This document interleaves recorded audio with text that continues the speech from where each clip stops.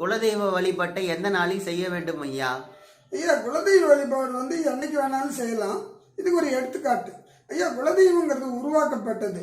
ஒவ்வொரு ஜாதியிலையும் ஒவ்வொருத்தவங்களுடைய குலதெய்வம் உருவாக்கப்பட்டது என்னன்னா பங்காளிங்க தெரியறதுக்கோசரம். சொந்த பந்தம் யாரு, அண்ணன் தம்பி யாரு, அக்கா தங்கச்சி யாரு, மாம்பச்சனை யாரு, இதுல தெரியப்படுத்துறதுக்கோசரம் தான் இந்த குலதெய்வம் ஒன்று உருவாக்கப்பட்டது. அது நம்ம என்னைக்கு வேணாலும் வழிபடலாம். அது இஷ்ட தெய்வமும் குலதெய்வமும் ஒன்று தான். அவங்க இஷ்டப்பட்டு கும்பிடுறது இஷ்ட தெய்வம், குடும்பத்துக்கோசரம் கும்பிடுறது குலதெய்வம். இது சொந்த பந்தம் பிரியாமல் இருக்கிறதுக்கும் மாறாமல் இருக்கிறதுக்கும் உருவாக்கப்பட்டது. ஐயா, உங்க இஷ்டத்துக்கு அதை என்னைக்கு வேணாலும் கும்பிடலாம், எந்த நாள் வேணாலும் கும்பிடலாம். கும்பிடுறதுனால எந்த குறையும் இல்லை. நன்றி. நீங்கள் பார்த்துட்டு இருக்கிறது கிறிஸ் குட்மேன் சேனல். இந்த சேனலில் ஜோசியை பற்றிய தகவல்களும் ஆன்மீக பற்றிய தகவல்களும் போட்டுருக்குறோம். முடிஞ்சால் சப்ஸ்கிரைப் பண்ணிக்கோங்க. ப்ளேலிஸ்ட்டில் ஜோசியம் பற்றிய தகவல்கள், தசாபுத்தி பலன்கள், அப்புறம் லக்ன பலன்கள் இதெல்லாம் போட்டிருக்கிறோம். முடிஞ்சால் பார்த்து தெரிஞ்சுக்கோங்க.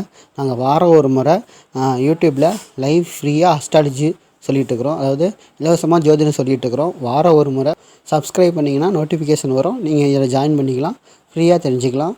வீடியோ உங்களுக்கு பிடிச்சிருந்ததுன்னா லைக் பண்ணுங்கள். லைக் பண்ணிங்கன்னா உங்கள் மாதிரி ஜோசியத்தை தெரிஞ்சுக்கணும்னு நினைக்கிறவங்களுக்கு இந்த வீடியோ போய் சென்றடையும்.